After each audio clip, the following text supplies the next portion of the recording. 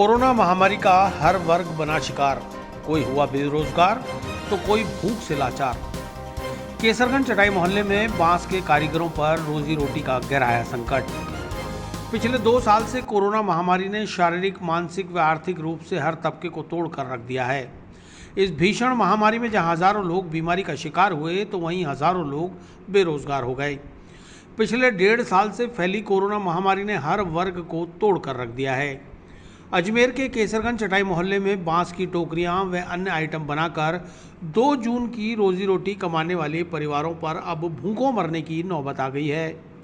शादियों के सीजन में बांस की टोकरियों की ज़्यादा डिमांड रहती थी, लेकिन काफ़ी समय से शादियों पर राज्य सरकार द्वारा पाबंदी लगाई हुई है, लिहाजा इनका काम धंधा बिल्कुल बंद पड़ा है।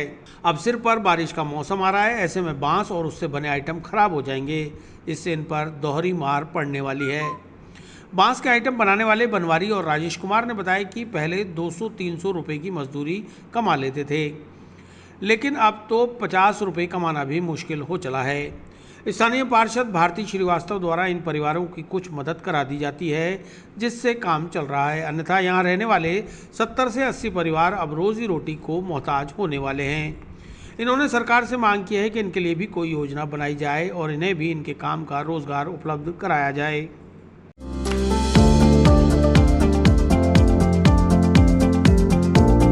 Mohan watch and mobile Ajmer शहर में 4 प्रतिष्ठान, आपकी अपनी मोबाइल की दुकान।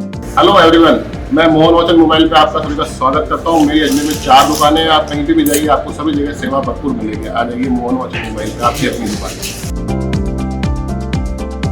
जहां आपको मिलेंगे हर ब्रांड के लेटेस्ट मोबाइल और एक्सेसरीज, वो भी सबसे कम और किफायती दरों पर।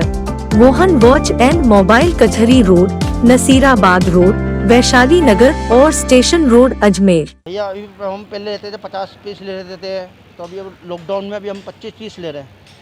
तो अभी दिक्कत भी आ रही है, पैसा ही नहीं है। माल आगे जाएगा जब भी तो माल पैसा देगा व्यापार। आगे माल का पैसा ही, माल भेज रहे, पैसे नहीं भेज रहे। और ये पब्लिक पैसा मांग रही, काम करने वाले भी हमारे माल के पैसे दो, तो कहाँ से दें? महंगाई इतनी हो गई है। कितने माल खरीदते हैं आप? हम साल का खरीदते थे 1 लाख रुपए का महीने का, तो अभी माल ही नहीं बिक रहा है, तो माल क्या खरीदें? ऐसे में स्थिति कितने आपके अंदर में मौजूद काम करते हैं, उनकी क्या सैलरी होती है? सैलरी नहीं, इनसे हम होलसेल में माल खरीदते हैं। तो ये छोटी क्या बात? 12 रुपए की। आप कितने में खरीदते हैं, कितने में बेचते हो? हम इनसे 10 में खरीदते हैं और हम 12 में बेचते हैं। 2 रुपये मिलते हैं हमारे को।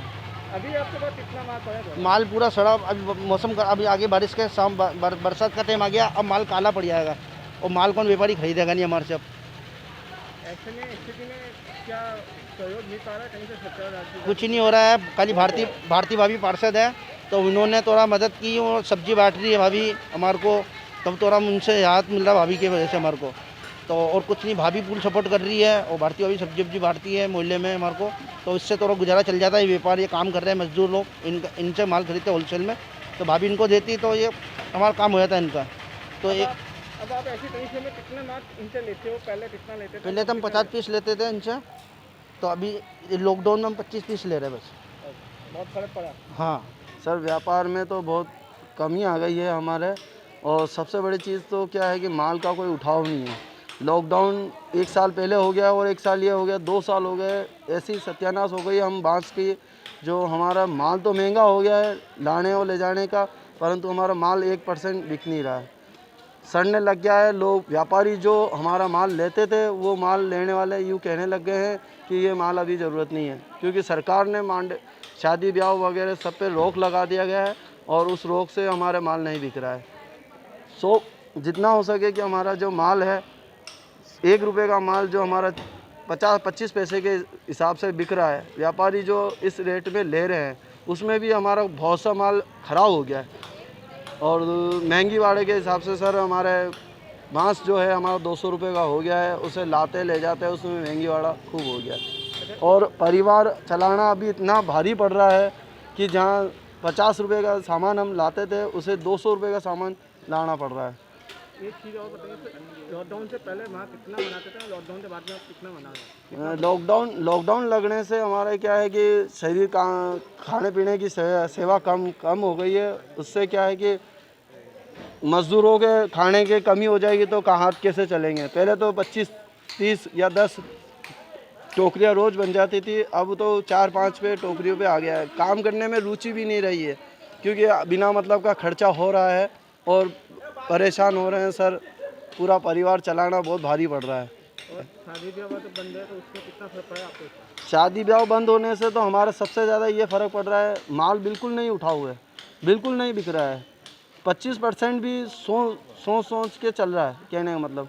और हमारा बांस जो है माल बना हुआ है, वो माल बारिश के खातिर हम लोगों पे जगह तो है नहीं, तो बाहर पड़ा रहता है, तो बांस से में भी पानी का उछाल होकर ख़राब होता जा रहा है। कुछ हमारे कम से कम 20,000 का माल तो ख़राब हो चुका है। अच्छा, कितने परिवार जुड़े हुए हैं और कितनी मजदूरी मिलती है? हमारे परिवार तो कम से कम सर 80 परिवार है, छोटे मोटे, परंतु क्या है, मजदूरी तो ना के बराबर हो गई है। हाँ, पहले मिल जाते थे 200 रुपये रोज़ के मिल जाते थे, आज तो ये टाइम हो गया है कि 50 रुपये भी मिल जाए तो बड़ी बात है।